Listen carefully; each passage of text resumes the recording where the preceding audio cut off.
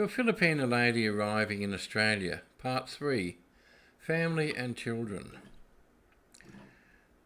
Now, your Filipino lady has arrived in Australia from the Philippines, maybe on a tourist visa, or maybe with a fiancé visa, spouse visa, or some sort of partner visa. Now, she's left her family, friends and culture behind for a life with her Australian sponsor.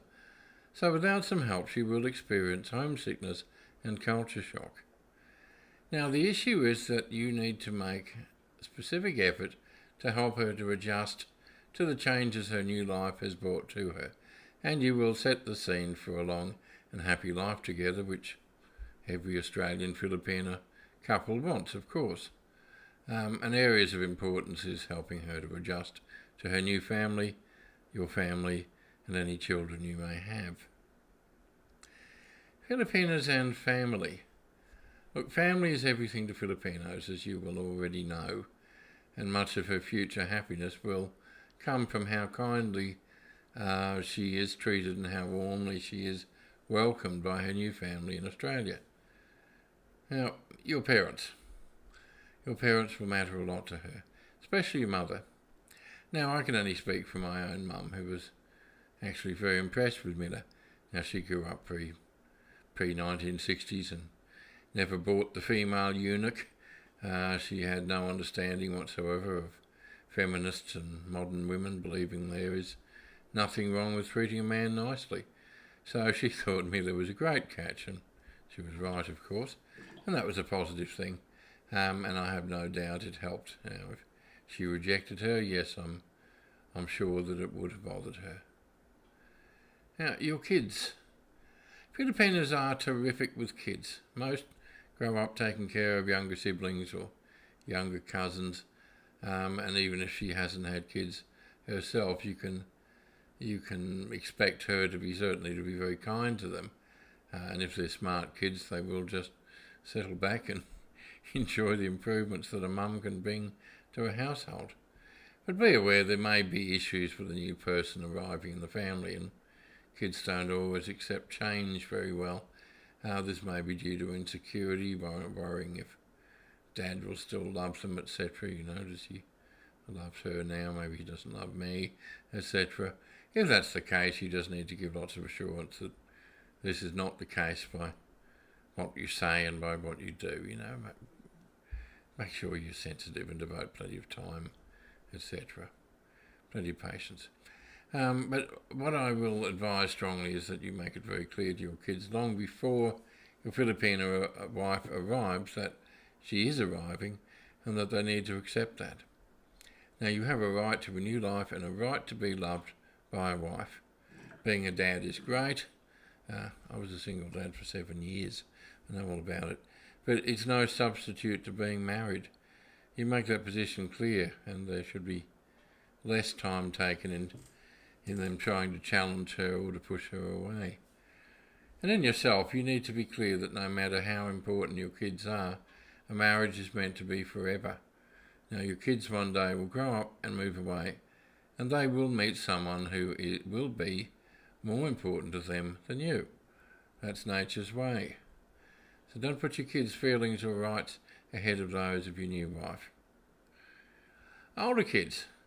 Now, I've probably come across more issues with older children than younger ones. Note what I said about putting kids' feelings ahead of your new wife and how wrong this is.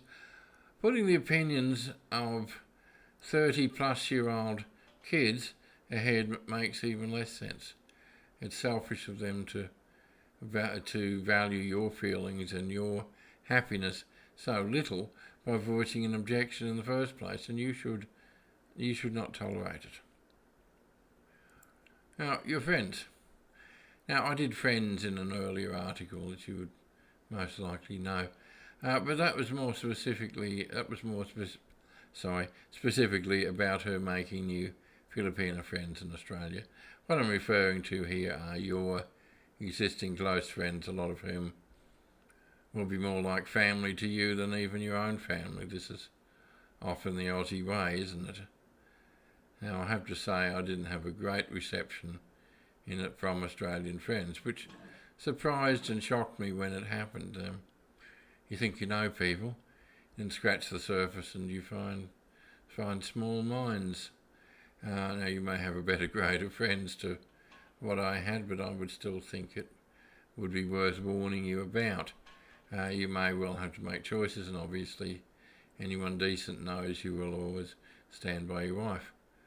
Now, what I generally found with Australian male friends were okay. Females, a little different. Many will see you choosing a Filipino wife as being a rejection of Australian womanhood as a whole, with them included. Some just broke contact and slipped into the background after a series of excuses for not getting together. Others decided that Mila was being dominated and took it upon themselves to save her. Now she was told to tell me to make my own coffee, and they'd take her aside and tell her in a very slow voice, I remember this happening, how we are equal in Australia, Mila, equal.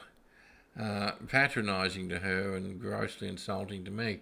A lot of this came down to Mila being very quiet when she first arrived, and I'll explain why. Now, English language and Australian accents. Meeting Australians who will greet your wife with, yeah, g'day Mila, how you going? Yeah, alright? It's a bit challenging. Now, for about 6 months, she used to really dread social occasions because she couldn't understand anybody.